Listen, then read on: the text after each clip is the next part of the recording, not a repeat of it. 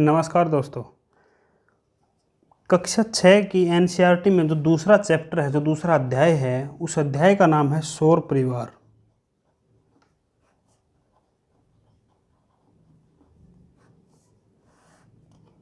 सौर परिवार, देखो सौर परिवार क्या होता है।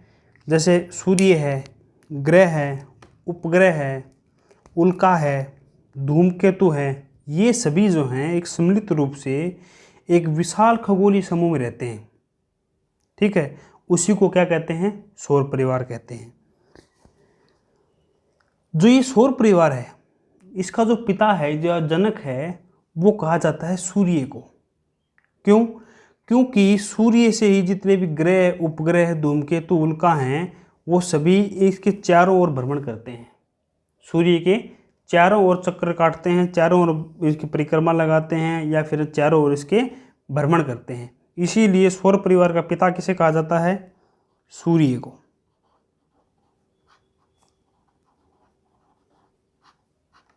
किसे कहा जाता है? सूर्य को। अब देखो, जितने भी सौर परिवार बता देता हूं आपको। जैसे सूर्य है, ग्रह है, उपग्रह है, धूमकेतु है, उल्का पिंड है। क्या है? उल्का पिंड है। ये सभी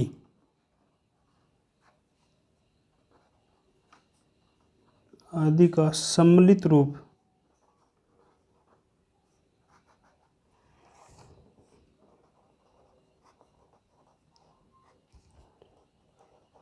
एक विशाल खगोलीय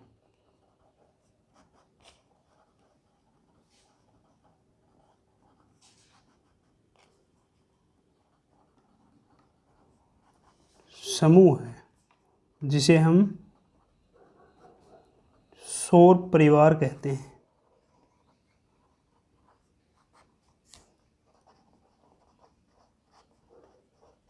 क्या कहते हैं? सौर परिवार कहते हैं। और सौर परिवार का पिता क्या है? किसे बोला गया है? सूर्य को हम सौर परिवार का पिता या जनक कहते हैं। क्यों कहते हैं? क्योंकि ये जो है ग्रह है, उपग्रह है, धूमकेतु है, उल्का पिंड है, ये सभी सूर्य के चारों ओर परिक्रमा करते हैं। क्या करते हैं? सूर्य के चारों ओर परिक्रमा करते हैं। यही कारण है कि इसे सूर्य को सौर परिवार का पिता कहा गया है। अब देखो, सबसे पहले मैंने बताया आपको ग्रह, तो ग्रह के बारे में चर्चा करते हैं। ये है सूर्य,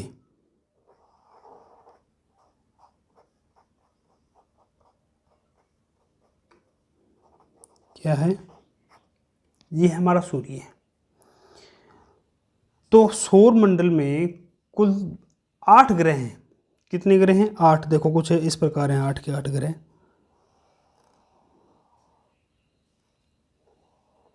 एक,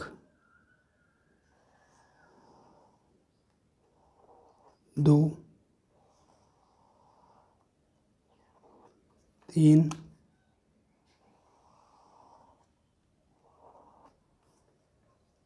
चार,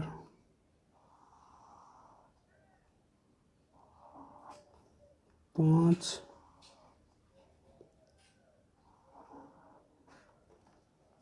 छः, 7, 8। जैसे ये 8 ग्रह हैं। पहले 9 थे। पहले कितने थे? 9। 2006 से पहले 9 थे। प्लूटो नाम से एक ग्रह और था, जिसको अभी हटा दिया, बोना ग्रह इसको बोलते हैं अभी। तो ये जो सबसे पहले सूर्य के नज़दीक सबसे पहले जो ग्रह आता है, उसका नाम है बुध। उस ग्रह का क्या नाम है? बुध। बुध के बाद जो ग्रह आता है, उस ग्रह का नाम है शुक्र। क्या नाम है? शुक्र के बाद आता है पृथ्वी। पृथ्वी के बाद आता है मंगल। मंगल के बाद आता है बृहस्पति। कौन सा ग्रह आता है? बृहस्पति। इस बृहस्पति के बाद आता है ग्रह का नाम शनि। उसके बाद आता है अरुण और अंतिम जो है वो है वरुण। क्या है? अरुण और वरुण, ये है। ठीक है। ऐसे एक आकाशगंगा और है शनि के बाहर, तो शनि जो ग्रह है एक ऐसी आकाशगंगा है। अब देखो, आपने देखा होगी मैंने बीच में जगह छोड़ दी, 4 ग्रह बनाई, फिर मैंने जगह छोड़ दी और फिर जो 4 ग्रह बनाए, तो इनके बीच में क्या है कि एक छोटे छोटे ग्रह और हैं, एक श्रृंखला है छोटो ग्रहों की, छोटे छोटे ग्रह हैं, इनकी एक श्रृंखला है। इस श्रृंखला को जो नाम दिया गया वो नाम दे दिया गया क्षुद्र ग्रह क्षेत्र। क्षुद्र ग्रह क्षेत्र नाम दिया गया। क्या नाम दिया गया? क्षुद्र ग्रह क्षेत्र। ऐसा कहा जाता है कि ये जो छोटे छोटे ग्रह हैं, वो जो ये जो क्षेत्र है ये बना है जब इसका ब्रह्मांड का जब निर्माण हुआ, तो इनसे जो मलबा बचा ना, तो छोटे टुकड़े बचे, तो जो मलबा बचा उन मलबों से ये एक ऐसा क्षेत्र बन गया इन 8 ये जो ग्रह हैं इनके बीच में, जिनको नाम दे दिया गया क्षुद्र ग्रह क्षेत्र। क्या नाम दिया गया? क्षुद्र ग्रह क्षेत्र। अब देखो,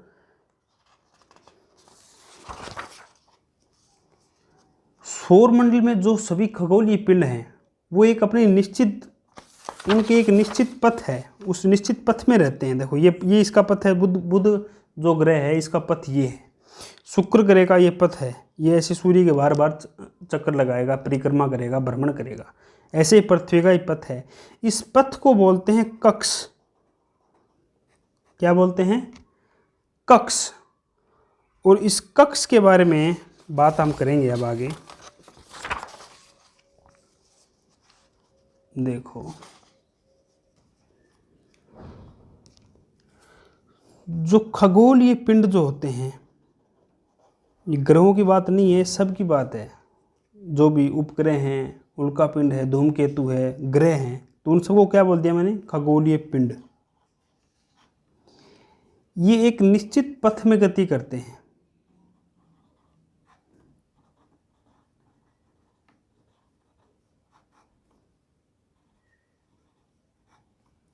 एक निश्चित पथ में गति करते हैं या निश्चित पथ पर सूर्य का चक्कर लगाते हैं। सूर्य का चक्कर लगाते हैं और इसी पथ को क्या नाम दे दिया गया? कक्ष। क्या कह दिया गया? हमने इसे कक्ष कहा।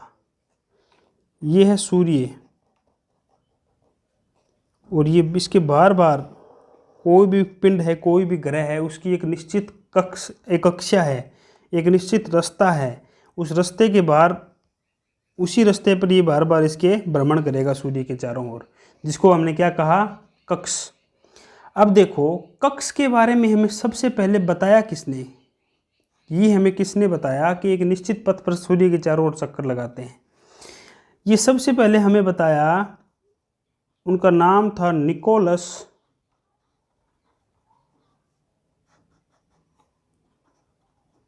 कोपरनिकस। क्या नाम था? Nicholas Copernicus. इन्होंने ये बात हमें कब बताई? ये बताई सन 1543 में। कब बताई? सन 1543 में बताया कि सूर्य जो है वो सौरमंडल का केंद्र है और सभी ग्रह इसके चारों ओर चक्कर लगाते हैं। ऐसा किसने कहा? निकोलस कोपरनिकस ने। निकोलस कोपरनिकस ने क्या कहा कि सूर्य सौरमंडल का केंद्र है और इसके चारों ओर सभी ग्रह चक्कर लगाते हैं या भ्रमण करते हैं या परिक्रमा करते हैं, एक ही बात है। अब देखो, मैंने आपको लास्ट क्लास में बताया था कि जो सूर्य जो है वो जलती हुई गैसों का एक विशाल पिंड है। एक जलती हुई गैसों का विशाल पिंड है जो कि हाइड्रोजन और हीलियम, इन 2 गैसों की सबसे ज़्यादा अधिक प्रधानता किसमें है? सूर्य में है। सबसे अधिक हाइड्रोजन और हीलियम गैस सूर्य में है। किसमें है? सूर्य में। यही कारण है कि सौरमंडल के लिए सूर्य का प्रकाश या उसकी ऊष्मा ऊर्जा का स्रोत है। सौर मंडल में जितने भी ग्रह हैं, जितने भी धूमकेतु, जितने भी उपग्रह हैं, सबके ऊर्जा का स्रोत क्या है? एक अकेला सूर्य है। प्रकाश का या ऊष्मा किससे प्राप्त होती है? इन सबको सूर्य से प्राप्त होती है। अब देखो, पृथ्वी सबसे पास में क्या है? बुध है, उसके बाद शुक्र है, लेकिन पृथ्वी, अब जो सूर्य का जो प्रकाश है, सूर्य का जो प्रकाश पृथ्वी तक पहुँचते पहुँचते इसको पता है कितना समय लगता है? इसको लगता है 8.5 मिनट, 8 मिनट और 30 सेकेंड। कितने? 8 मिनट 30 सेकेंड का समय इसको लगता है। तो मैं अगर आपको बता दूं, यहाँ पे लिखवा देता हूँ, देखो, पृथ्वी तक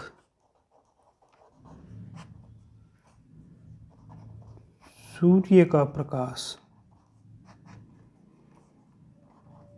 8 मिनट और 30 सेकेंड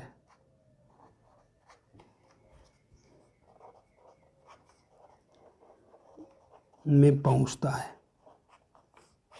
कितना समय लगता है? 8 मिनट और 30 सेकेंड का समय लगता है पृथ्वी तक सूर्य के प्रकाश को पहुंचने में।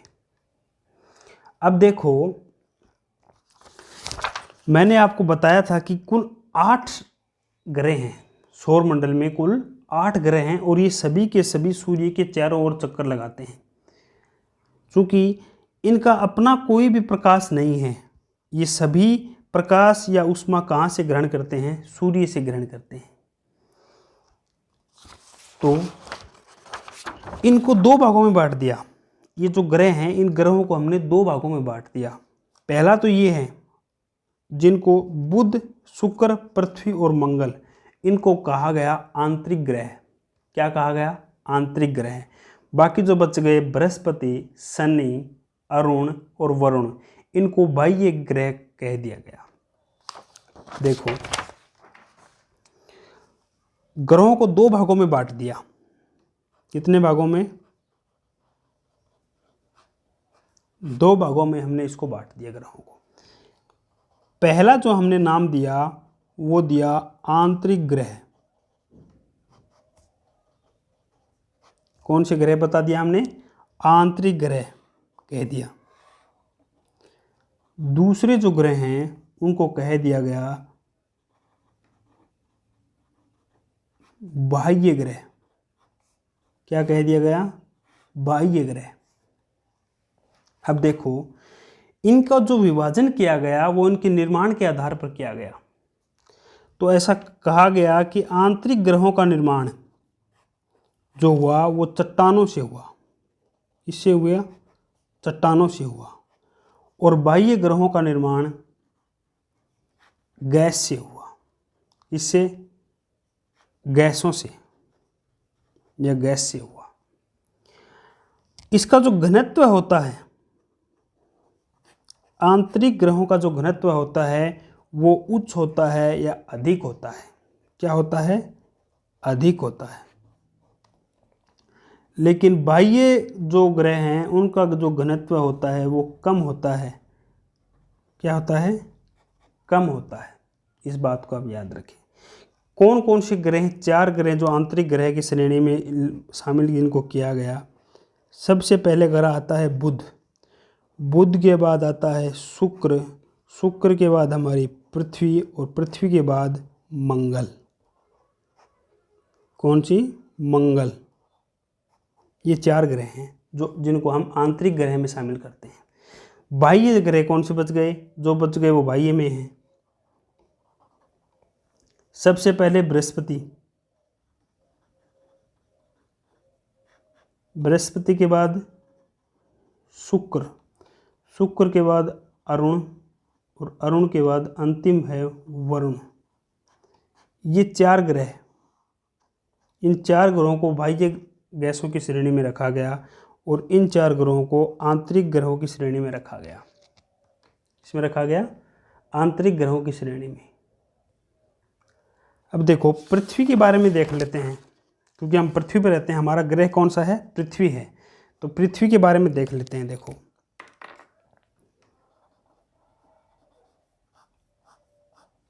पृथ्वी। अब देखो, ये है सूर्य,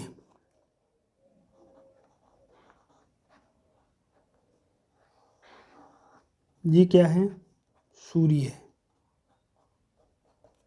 ठीक है। और ये है कक्ष, किसका कक्ष, पृथ्वी का कक्ष। ये हमारी पृथ्वी है और ये पृथ्वी का कक्ष है जिसमें ये परिक्रमा करती है। तो देखो, पृथ्वी यहां से लेकर यहां तक घूमते हुए एक पूरा जो चक्र जो पूरा करता है, इसको हम बोलते हैं परिक्रमा। तो ये करती है 365 दिन में।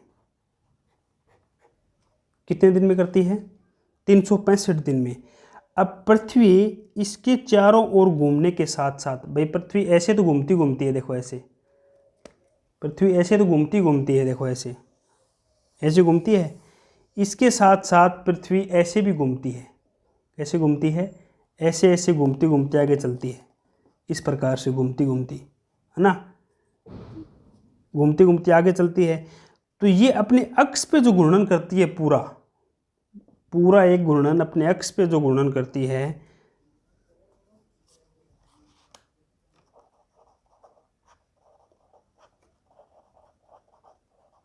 तो वो करती है पूरे एक दिन में। यही कारण है कि हमारे दिन और रात इसी के कारण बनते हैं, क्योंकि ये अपने अक्ष पे घूर्णन करती है।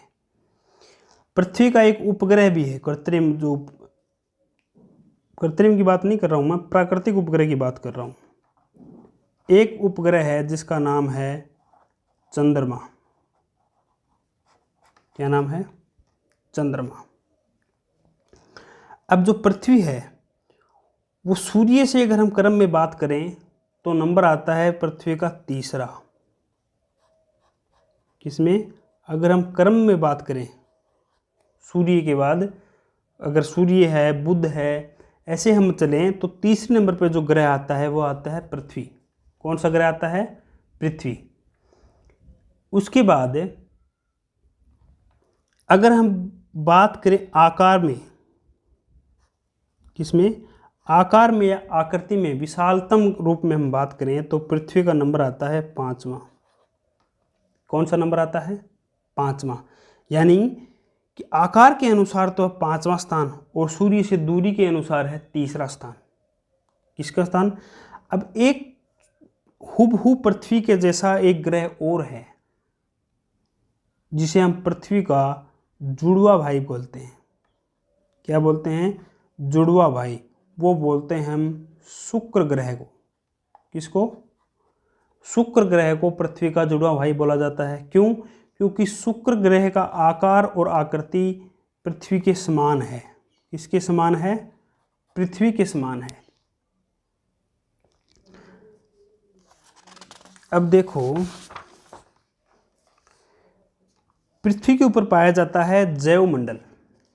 क्या पाया जाता है, जैव मंडल।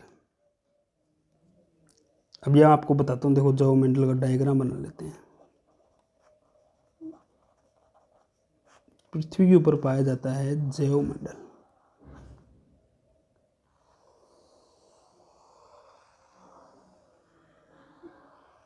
कुछ इस प्रकार से हम जैव मंडल को परिभाषित कर सक पाएंगे।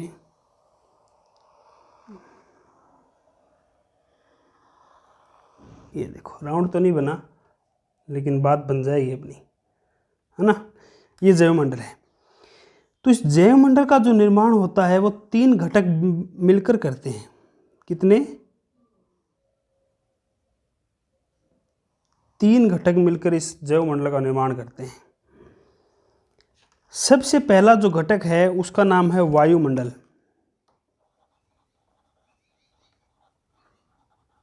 क्या नाम है, वायुमंडल। दूसरा जो घटक है वो है स्थल मंडल।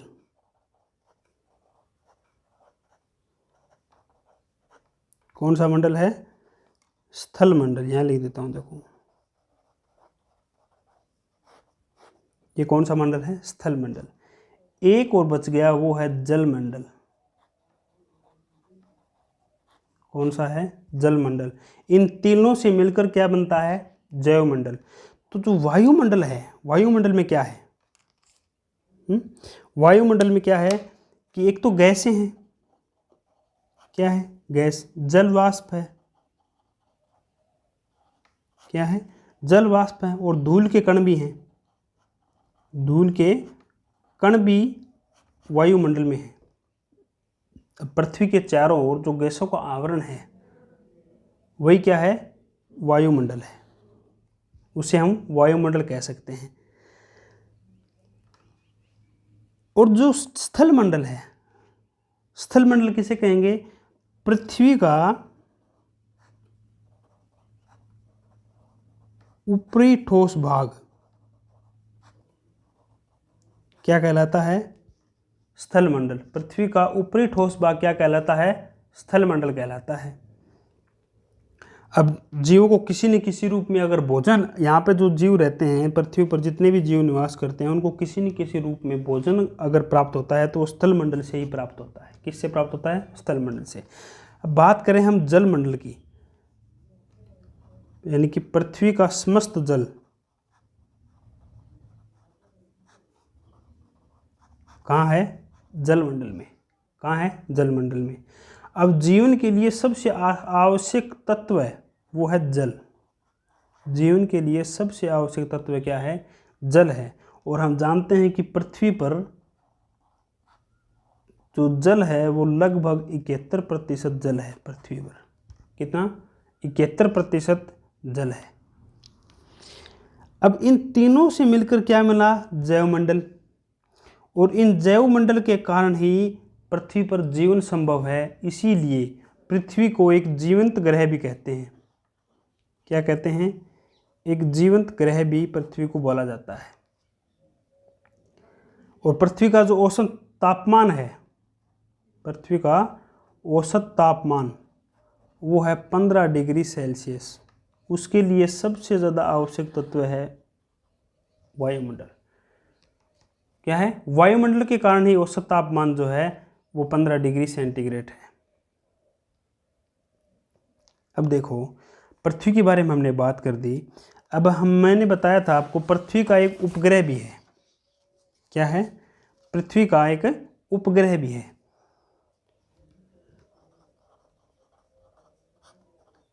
उपग्रह क्या होते हैं पहले मैं ये देख लेते हैं, फिर पृथ्वी का जो उपग्रह है चंद्रमा, उसके बारे में बात करेंगे।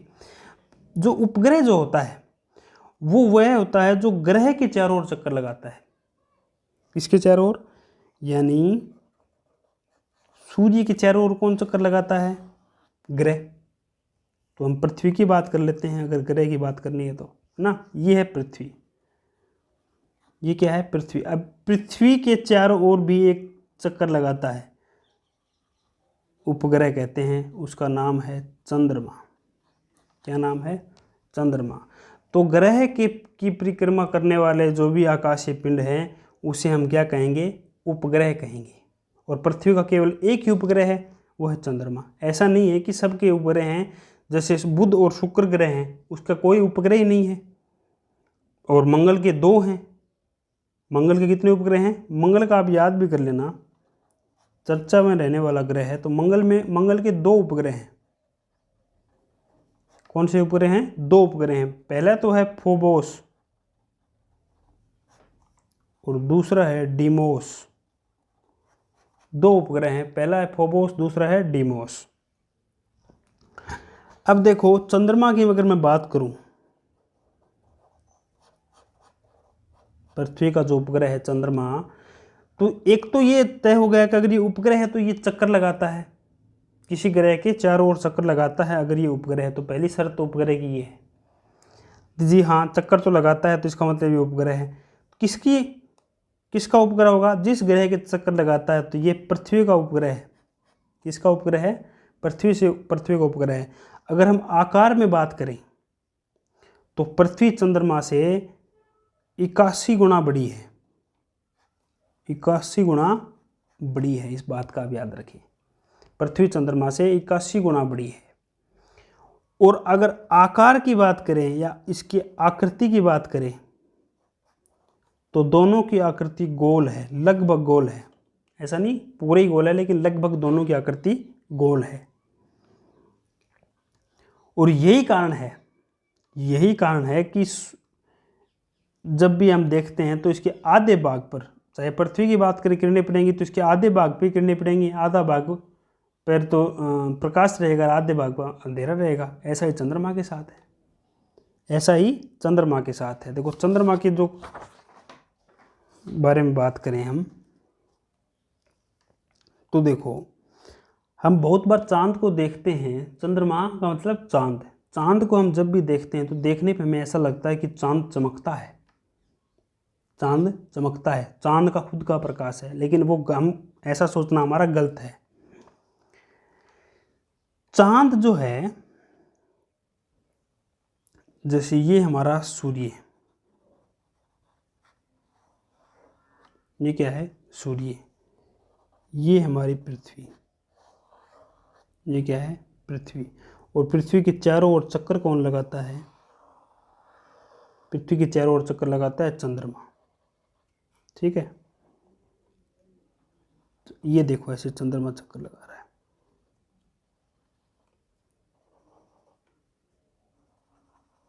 ये क्या है? चंद्रमा। और अगर मैं इसको स्पष्ट रूप से बनाऊं तो आपको अच्छे से समझ आएगा। ऐसे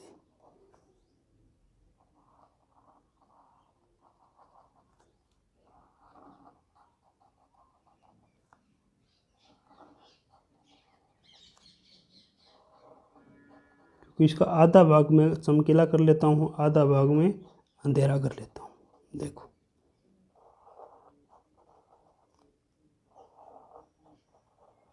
ये देखो, ये है तुम्हारा चांद और ये है सूर्य। अब देखो सूर्य का जो प्रकाश है वो चांद पे पड़ता है। किस पे? चंद्रमा पे या चांद पे वो सूर्य का प्रकाश पड़ता है। तो होता क्या है कि ये आने वाली सूर्य का जो प्रकाश है, सूर्य का आने वाला जो प्रकाश है, उसको ये परावर्तित कर देता है। क्या करता है? परावर्तित करता है। परावर्तित करने के बाद ये हमें चमकीला दिखाई देता है। कैसे दिखाई देता है? चमकीला दिखाई देता है। अब देखो कुछ फेज हैं, कुछ कला हैं चंद्रमा की, वो क्या हैं? देखो अगर जो चांद है,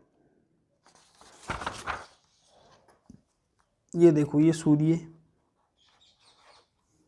ये हमारी पृथ्वी, ठीक है। अगर चंद्रमा पृथ्वी और सूर्य के बीच में है तो पृथ्वी का, सूर्य का पूरा प्रकाश किस पे पड़ेगा? सूर्य का पूरा प्रकाश चंद्रमा पर पड़ेगा। तो ये क्या हो जाएगी? पूरी काला, हमें पूरा काला दिखाई देगा। क्या दिखाई देगा? पूरा काला दिखाई देगा। और जब ये यहां न होकर यहां होगा, चंद्रमा और सूर्य के बीच में अगर पृथ्वी रहेगी तो चांद हमें पूरा दिखाई देगा चमकीला। क्या दिखाई देगा? अच्छे से इस कॉन्सेप्ट को समझना। पृथ्वी और सूर्य के बीच में अगर चंद्रमा होगा तो हमें पूरा काला दिखाई देगा। और जब पूरा पृथ्वी और चंद्रमा और सूर्य के बीच में अगर पृथ्वी है तो पूरा चमकीला दिखाई देगा। तो इसे तो हम कहते हैं अमावस्या। इसे क्या कहते हैं? अमावस्या। और इस घटना को कहते हैं पूर्णिमा। क्या कहते हैं? पूर्णिमा। अब देखो धीरे धीरे ये चांद बढ़ता है। ऐसा तो है नहीं कि एकदम से ये पूरा काला है तो पूरा सफ़ेद हो गया, ऐसा नहीं है। धीरे धीरे देखो चांद बढ़ेगा। ये इतना, ये पूरी डार्क साइड रहेगी, इतना चांद हमको दिखेगा। फिर आएगा कि आधा चांद दिखेगा और आधा काला रहेगा, ये पूरी डार्क साइड रहेगी। फिर क्या आएगी कि इतनी ही हमें डार्क साइड देखने को मिलेगी, बाकी कंप्लीट वो दिखेगा। और फिर ऐसे चलते चलते फिर ऐसे एक पोजीशन आएगी जिसमें बाकी पूरा सफ़ेद दिखेगा, फिर ये हल्का एक काला हो जाएगा। फिर एक पोजीशन आएगी जिसमें ये आधा काला रहेगा। फिर एक पोजीशन आएगी जिसमें ये लगभग काला रहेगा और बाकी का इतना ही साफ दिखेगा। क्या दिखेगा? साफ दिखेगा। तो ये जो चल रहा है ना, ये जो फेज, यहाँ से चांद बिल्कुल ख़त्म है, ये चंद्र जो है या चांद जो है ये बनता हुआ दिखाई दे रहा है हमें। चांद था, फिर चांद आधा हो गया, फिर चांद लगभग पूरा हो गया, लगभग पूरा चमकीला हो गया। तो इस पक्ष को कहते हैं हम शुक्ल पक्ष, चानण जन बोला है अपनी भाषा में, और अंधेरा इन बोला तो इसको बोलते हैं कृष्ण पक्ष। क्या बोलते हैं? कृष्ण पक्ष। तो ये थी चंद्रमा की कलाएं। फिर इधर आएगा तो फिर ये धीरे धीरे पूरा डार्क साइड हो जाएगी, इसकी पूरी साइड डार्क हो जाएगी। तो इससे हम लिख सकते हैं, क्या लिख सकते हैं कि एक तो हमने पढ़ा पूर्णिमा और एक हमने पढ़ा अमावस्या। क्या पढ़ा? पूर्णिमा और अमावस्या, दो चीज़ें पढ़ी। तो देखो, जब चंद्रमा पूर्ण प्रकाशित हो तो वो स्थिति क्या होगी? पूर्णिमा की होगी। और जब चंद्रमा पूर्ण अप्रकाशित हो तो वो स्थिति क्या होगी? अमावस्या की होगी। हो गया। अब दो और हैं। क्षुद्र ग्रह के बारे में हम आप बात कर चुके थे। अब एक और बात कर लेते हैं, वो है उल्का पिंड। किसके बारे में? उल्का पिंड। उल्का पिंड होते क्या हैं? तो ये जो उल्का पिंड जो होते हैं, ये उल्का पिंड होते हैं जैसे कुछ छोटे क्षुद्र ग्रह भी हो सकते हैं, उनके टूटे हुए टुकड़े भी हो सकते हैं, कुछ और खगोलीय पिंड भी होते हैं छोटे छोटे। तो वो क्या होते हैं कि वो गुरुत्वाकर्षण के कारण, क्या कि पृथ्वी में गुरुत्वाकर्षण बल है, तो गुरुत्वाकर्षण बल के कारण पृथ्वी के सतह के अंदर आ जाते हैं। पृथ्वी अपने ओर उनको खींच लेती है, पृथ्वी अपने अंदर उसको खींच लेती है। अब जैसे ये मान लो ये कोई उल्का पिंड है, या है ना, ये उल्का पिंड है, ये इधर पृथ्वी है, ये पृथ्वी है। पृथ्वी के ऊपर हमको पता है अलग अलग वायुमंडलीय परतें हैं। क्या हैं? पृथ्वी की अलग अलग वायुमंडलीय परतें हैं। हम इस बारे में हमें पता है इस बात का, है ना। तो जैसे ही अब ये गुरुत्वाकर्षण अपनी ओर इसको खींचेगी, है ना। अगर ये टूट के गिर गया तो टूट के अगर गिरा है तो ये अपनी ओर खींचेगी, अपनी ओर जब खींचेगी, अगर ये छोटा है तो वायुमंडल में ही जल के राख हो जाएगा, तो अंदर धरातल तक कुछ नहीं पहुंच पाएगा कुछ भी। अगर बड़ा है तो धरातल तक पहुंच जाएगा जलकर, 50% तो जल के राख हो जाएगा, 50 से 60% तो बाकी यहाँ पहुंच जाएगा।